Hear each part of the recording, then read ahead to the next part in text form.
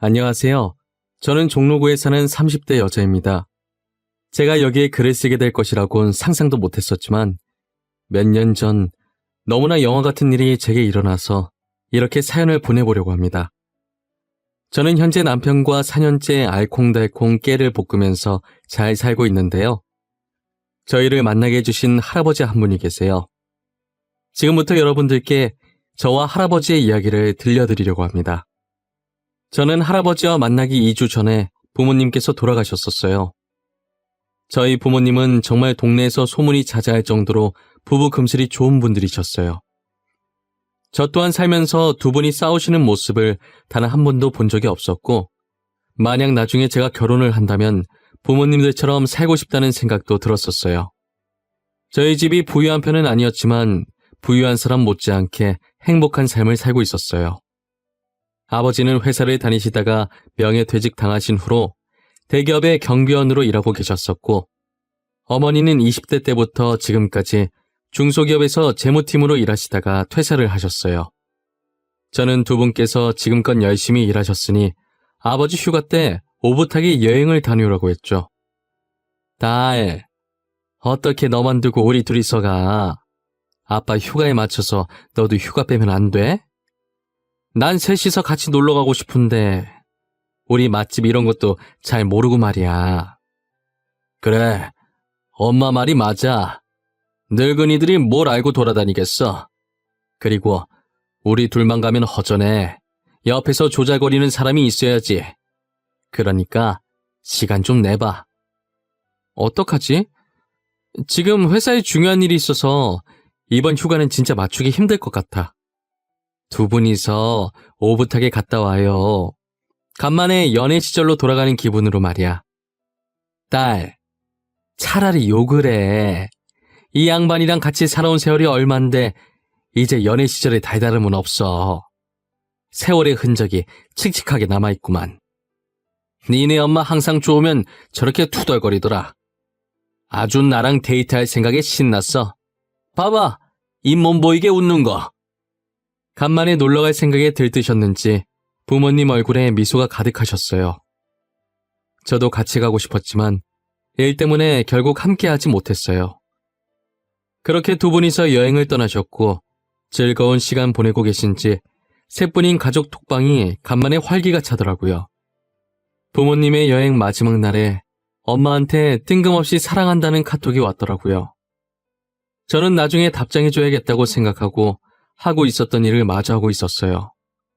그런데 얼마 후 모르는 번호로 전화가 왔길래 아무 생각 없이 받았어요. 부모님께서 돌아오시는 길에 비가 많이 왔었는데 그만 빗길에 미끄러져 사고를 당하셔서 크게 다쳤다고 지금 바로 병원으로 오라고 하는 거예요. 저는 신발도 제대로 못 신은 채 병원으로 달려갔어요. 택시기사가 제 상태를 보더니 말없이 엑셀을 밟아주시더라고요. 그리고 제가 도착했을 때는 이미 부모님이 세상을 떠난 뒤였어요. 어머니께서 사고가 나고 정신이 있으실 때 마지막으로 제게 사랑한다는 톡을 보내신 거였어요. 저는 부모님을 덮고 있는 흰 천을 부여잡고 아직 답장도 못했는데 이렇게 가면 어떡하냐고 오열을 하자 저를 말리시던 주변 사람들도 고개만 푹 숙이시더라고요. 제가 아무리 부모님을 불러도 두 분은 일어날 생각을 하지 않으셨어요. 그때 저도 휴가 내고 같이 갈 걸 그랬다며 목 놓아 울다가 그대로 기절했고 부모님의 장례는 뒤늦게 다른 친척분들이 오셔서 진행됐어요. 장례 치르는 3일 동안 아무것도 먹지 못하고 부모님 영정사진만 쳐다봤던 것 같아요. 친척들은 이대로 두면 저까지 잘못될까봐 입에 뭐라도 넣어주시려고 하시는데 눈물만 하염없이 나고 도저히 뭘 먹을 수가 없겠더라고요. 장례가 끝난 후에도 저는 한동안 정신을 차릴 수가 없었어요. 집에 와서도 영정사진만 붙들고 누워서 울기만 했어요. 제가 울다가 잠이 들었는데 영정사진 안고 자서 그런지 꿈에 부모님이 나오셨더라고요. 계속 이러고 있으면 마음 편히 못 떠나니까 제발 일어나서 뭐라도 먹으라고 혼내시더니 사라지셨어요. 잠에서 깬 뒤 저는 일어나서 곧장 부엌으로 향했어요. 꿈에서 부모님 하신 말처럼 저 때문에 편히 못 가시고 계실까봐 뭐라도 먹고 힘내서 부모님 마음 편하게 보내드리자고 생각했어요. 저는 밥을 입에 쑤셔 넣으면서 다시 시작하기로 마음먹었습니다. 막상 부모님 없이 첫 발을 내디디려고 하니 늘 제 뒤를 지켜주시던 부모님이 더 이상 이곳에 안 계신다는 현실이 저는 너무 겁이 나긴 하더라고요. 저는 그냥 부모님과 멀리 떨어져서 자취 중인 거라고 생각하기로 했어요. 그랬더니 조금은 제 마음이 편안해지더라고요. 며칠 동안 부모님 유품을 정리하고 마지막 남은 물건들을 정리하려고 밖으로 나갔는데 저희 집 앞에 어떤 할아버지 한 분께서 이 추운 날 얇은 가디건만 입고 쓰러져 계시더라고요. 평소 같았으면 119에 신고만 하고 집으로 돌아왔을 텐데 저도 모르게 부모님 생각이 난 건지 할아버지를 저희 집 안으로 모시고 들어왔어요. 다행히 친구 중에 의사인 애가 있어서 잠시 와달라고 부탁을 했어요. 친구는 할아버지 상태를 보더니 제가 발견하지 않았다면 저체온증으로 돌아가실 뻔했다고 하더라고요. 저는 할아버지를 살짝 일으켜서 따뜻한 물을 입에 넣어드렸어요. 정신이 돌아오신 건지 제가 넣어드린 물을 삼키시더라고요. 저는 전기장판 온도를 더 올려드리고 따뜻한 물을 담은 보온병을 할아버지 머리맡에 뒀어요. 그리고 할아버지가 깨어나실 때까지 옆에서 기다렸죠. 정신을 차리신 할아버지는 아무것도 기억을 못 하시더라고요. 할아버지, 정신이 드세요? 저희 집에 쓰러져 계시길래 안으로 모셨어요. 혹시 집이 어딘지 아세요? 제가 집까지 모셔다 드릴게요. 나 집이 어딘지 몰라. 하나도 기억이 안 나. 우리 손녀 어디 갔나? 손녀 보고 싶은데 우리 손녀가 나 엄청 좋아했어. 할아버지 집 주소 기억 안 나세요? 어쩌다가 저희 집에 오신 거예요? 저한테 나중에 집 주소 기억나시면 꼭 말씀해 주세요. 아셨죠? 할아버지랑 얘기를 해보니 손녀만 기억하시고 약간 치매가 있으신 것 같더라고요. 치매라도 가끔 예전 기억이 돌아오실 때가 있으시니까 제정신으로 돌아오실 때까지만 제가 보살피기로 했어요. 그래도 다행인 게 제 직업이 작가라 재택근무를 하고 있었어서 출근 걱정 없이 할아버지를 옆에서 보살필 수 있었어요. 할아버지께서는 손녀 이름도 모르고 얼굴만 기억을 하신다고 하더라고요. 그러면서 늘 저를 보면서 손녀가 생각난다며 환하게 웃으셨어요. 할아버지의 미소를 보는데 어찌나 마음이 아프던지 얼른 가족 품에 다시 안겨드리고 싶었죠. 제가 원래는 가족이랑 저밖에 모르던 사람이었는데 부모님이 돌아가시고 나서는 마음이 넓어진 건지 부모님께 하고 싶었던 효도를 할아버지께 하고 있었어요. 혹시나 할아버지가 불편하실까봐 기억을 찾으실 때까지는 저를 손녀라고 생각하고 많이 누추하지만 여기서 편하게 지내시라고 했어요. 부모님께서 혼자서 외롭지 말라고 제게 할아버지를 보내신 건가 했어요. 이젠 할아버지와 정이 들어서 정말 친할아버지 같고 그렇더라고요. 그렇게 할아버지와 제가 같이 지내게 된 지 1년이 지났을 무렵이었죠. 대뜸 할아버지께서 이제 다시 본인 집에 가봐야겠다고 하시는 거예요. 그동안 나랑 사느라 고생이 많았지. 처음 보는 사람을 이렇게 보살피기 쉽지 않았을 텐데. 이제 나도 슬슬 집으로 돌아가야겠어. 집으로 돌아가시다니요? 이제 기억이 돌아오신 거예요? 집이 어딘지 아시겠어요?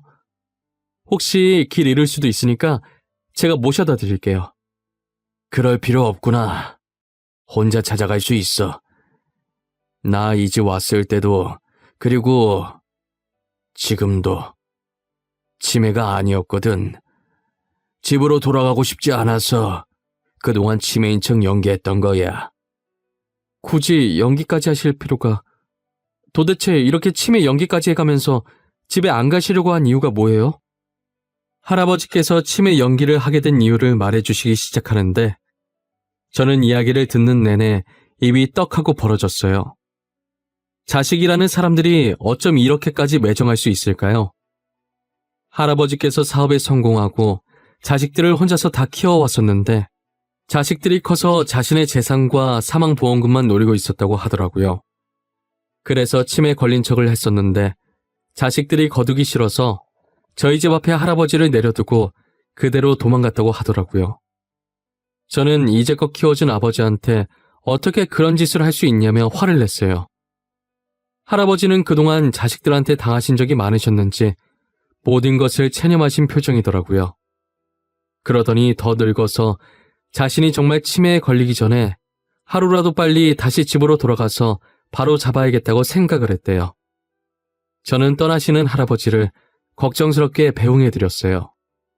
며칠 후 제가 시장에서 장을 보고 온 사이에 고급 외제차 한 대가 저희 집 앞에 서 있더라고요. 곧이어 운전석에서 말끔한 정장을 입은 사람이 내리더니 저희 집 배를 누르는 게 아니겠어요? 거기 저희 집인데 무슨 일로 오셨어요? 저는 처음 뵙는 분 같은데 혹시 저희 부모님이랑 아시는 사이세요? 혹시 김지연 씨 맞으십니까? 회장님께서 지금 찾으십니다. 김지연 씨가 맞으시다면 저와 함께 갈 곳이 있으신데 차에 타시겠어요? 회장님이요? 그런데 제가 그쪽이 누군 줄 알고 차에 막 타요? 누군지 먼저 설명을 해주셔야 저도 차를 타던가 말던가 하죠. 제가 정장 입은 남자를 경계하자 뒷차 문이 열리더니 저희 집에서 같이 지냈던 할아버지께서 나오셔서 저한테 일단 차에 타라고 하시더라고요. 제가 차를 타서 어디로 가는 거냐고 여쭤봤지만 제가 아무리 물어도 대답을 해주지 않으셨어요. 한참을 가다가 차가 멈춘 곳은 꽤 비싸 보이는 아파트 앞이었어요. 여기는 앞으로 지연이 네가 살 곳이야. 어때? 마음에 드니? 1년 동안 이 할애비 비위 맞추느라 고생 많았다. 그동안 고마워서 내가 선물하는 거야. 그게 무슨 말씀이세요? 저는 이런 거 바라고 한 게 아니었어요. 그냥 저희 부모님 생각이 나서 도와드린 것뿐이에요. 나도 안다. 너가 가진 것도 없고 기억도 못하는 나를 부자인 걸 알고 일부러 보살펴줬겠니? 몰랐는데도 친할애비처럼 챙겨준 너한테 더 고마운 거야. 내 마음이니까 받아줬으면 좋겠구나. 만약 제가 안 받는다고 하면 어떻게 되는 건가요? 저는 지금 제가 살고 있는 집도 만족해요. 저 아파트는 제게 너무 과분한걸요. 너가 안 받는다고 하면 내가 많이 서운할 것 같구나. 너는 충분히 이런 곳에 살 자격이 있어. 그리고 나도 조만간 바로 옆으로 이사 올 거야. 필요한 거 있을 때 언제든지 우리 집으로 오고. 알겠니? 저는 얼떨결에 혼자 살기엔 부담스럽게 큰 아파트가 생겼어요. 할아버지께서는 말씀하신 대로 제가 이사 오고 3일 뒤에 바로 옆집으로 이사를 오셨죠. 저희는 서로의 집을 오고 가면서 가족보다 더 가족처럼 지냈습니다. 그리고 얼마 지나지 않아 저를 할아버지의 양딸로 올려주셨어요. 할아버지께서는 제게 자신이 살 날이 이제 얼마 남지 않았다면서 죽기 전에는 꼭 제가 평생을 같이 할 짝을 만나 결혼하는 모습을 보고 싶다고 하시더라고요. 저는 그 당시에 아직 부모님 잃은 슬픔에 잠겨서 결혼할 마음이 전혀 없었어요. 하지만 할아버지께서 정말 아끼는 친구의 아들이 있는데 친구 아들이라면 믿고 저를 맡길 수 있을 것 같다고 한 번만 만나보라고 하시는 거예요.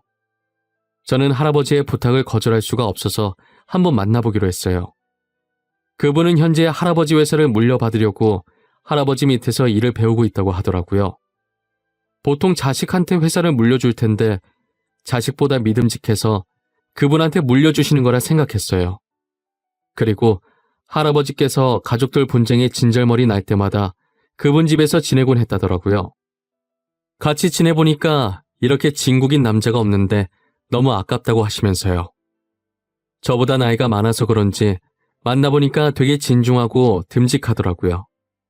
그분도 제가 마음에 드셨는지 엄청 다정하게 저를 챙겨주시길래 진지하게 만나기 시작하다가 얼마 지나지 않아 바로 결혼을 했어요. 나중에 알았는데 남편이 여자한테 많이 당해서 결혼을 안 하려고 했대요. 그런데 할아버지께서 괜찮은 여자 있다고 놓치면 후회한다고 계속 말씀하셔서 도대체 어떤 여자길래 할아버지께서 저렇게까지 하실까 하는 호기심에 저를 만났다고 하더라고요. 첫 만남 때 별 얘기 안 했는데도 이상하게 저한테 마음이 갔대요. 연애를 하면서 그런 생각을 한 적이 없었는데 저라면 결혼까지 할 수 있을 것 같다고 생각했다더라고요. 결혼할 짝은 다 정해져 있다고 하던데 참 신기해요. 남편과 저는 연애를 오래 하지 않았지만 마치 오래전부터 알던 사람처럼 편했어요. 현재까지도 싸운 적 없이 깨 볶으면서 잘 살고 있고요. 그리고 제가 지금 임신 중인데 할아버지께서 제 임신 소식을 듣고 엄청 좋아하셨어요.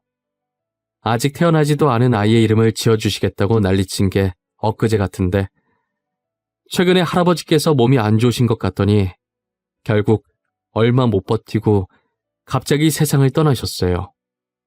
뭐가 그리도 급하셨는지 마지막 인사도 못 드리고 그렇게 보내드렸네요. 할아버지 장례식에 갔는데 자식들이라는 사람들과 마주하게 되었어요. 자기들끼리 부의금을 어떻게 나눌지 궁리만 하고 있더라고요. 그런 모습을 보면서 이때까지 할아버지가 어떻게 살았을지 안 봐도 눈에 환하더라고요. 저와 남편은 3일 동안 할아버지 곁을 지켰고 나중에 비서께서 조용히 저희를 부르시더라고요. 할아버지 유언장을 제게 건네셨는데 내용을 보고 깜짝 놀랐어요. 할아버지께서 남긴 모든 재산을 저에게 주신다고 적혀 있었어요. 그리고 유언장에 같이 들어있던 조그만 봉투에는 태어날 아이의 이름이 적혀 있었어요. 할아버지는 돌아가시기 직전까지도 제 생각을 하셨다고 하시더라고요. 그리고 혹시나 자식들이 유산을 탐내고 제게 무슨 짓을 할 것이라고 예상하셨는지 그동안 자식들이 잘못한 짓을 적어놓은 종이도 같이 들어있었어요. 횡령의 갑질에 지은 죄가 한두 개가 아니더라고요. 비서께서는 모든 증거를 가지고 있으니 혹시나 자식들이 찾아와 돈을 탐하려고 한다면 바로 자신에게 전화해서 조치를 취하라고 하시더라고요. 그리고 할아버지의 명을 받아서 앞으로 계속 저를 모시게 됐다고 하셨어요. 저는 괜찮다고 그러지 않으셔도 된다고 했지만 할아버지의 명이라 어쩔 수 없다고 하시더라고요. 그리고 회사는 저희 남편이 할아버지를 이어서 계속 운영하기로 했습니다. 며칠 전에 할아버지 자식들이 저희 집에 찾아온 적이 있었어요. 아니나 다를까 할아버지 재산 내놓으라고 소리를 있는 대로 다 지르더라고요. 당신이 우리 아버지 재산 다 가져갔어? 당신이 뭔데 그걸 다 꿀꺽해? 친자식들이 이렇게 두 눈 뜨고 살아있는데 왜 당신이 가져가냐고? 당신, 우리 아버지 돈 많은 거 알고 일부러 접근한 거지? 그렇게 아버지 돈이 탐났어? 양딸? 진짜 웃기지도 않아. 당장 우리 아버지 돈 내놔! 어디서 이렇게 쓰레기 냄새가 나나 했더니 저기요, 왜 여기 와서 소리 지르고 난리세요? 당신들 한 짓이나 생각해보세요. 치매 걸렸다는 아버지를 어떻게 그렇게 매정하게 대할 수가 있어요? 우리가 아버지를 어떻게 대하든 네가 무슨 상관이야. 친자식은 우린데 왜 네가 난리냐고. 양딸로 올려주니까 진짜 친자식이라도 된 것 같아? 그동안 할아버지가 왜 자식들 한탄을 했는지 이제 좀 알겠네요. 어떻게 그렇게 인자한 할아버지 밑에서 저런 사람들이 태어났는지. 야, 너 말 다 했어? 이게 말이면 단줄 하나. 당장 우리 아버지 돈 내놔. 돈 어딨어? 그 많은 돈을 어디다 빼돌렸냐고? 할아버지 예상대로 자식들이 저희 집에 찾아와서는 마음대로 안방에 들어가서 뒤집어 놓더라고요. 그 꼴을 보면서 조용히 휴대폰을 들어 비서분께 전화를 했어요. 대충 주변에서 소란스러운 소리가 들리니 눈치를 채셨는지 금방 저희 집에 오셨더라고요. 경찰과 함께 와서 자식들은 결국 연행되어 끌려나갔습니다. 저는 손 하나 까딱하지 않았고 모든 일은 비서분께서 알아서 처리해 주셨어요. 자식들은 법정에 서게 되었고 지은 죄가 워낙 많아 징역을 피하긴 어려웠어요. 저는 현재 집에서 편안하게 태교를 하면서 남편과 잘 살고 있습니다. 지금까지 할아버지 자식들이 언제 쳐들어올지 모른다는 생각에 조금 불안했었는데 이제 더 이상 저를 괴롭힐 사람이 없어서 이래도 되나 싶을 정도로 평화롭게 지내고 있어요. 출산을 한 달 앞두고 있는데 아이를 낳을 때가 다가올수록 할아버지 생각이 많이 나요. 친손자처럼 이뻐하셨을 것 같다는 생각에 눈물이 납니다. 할아버지께서 미리 예약하셨던 애기용품들이 지금 하나씩 도착하고 있는데 처음 애기용품을 배송받았을 때 얼마나 울었는지 몰라요. 배송이 다 오면 애기 물건들 챙겨서 할아버지 산소에 다녀야겠어요. 그동안 고마웠다고, 떠나시는 순간까지도 저와 아이 생각해 주셔서 감사하더고요. 저에겐 할아버지가 되어주셨다가 아버지가 되어주신 그분을 언젠간 다시 만나는 날이 오겠죠. 제 사연은 여기까지입니다. 지금까지 제 이야기를 들어주신 모든 분들께 감사하고 늘 건강하시길 바랍니다.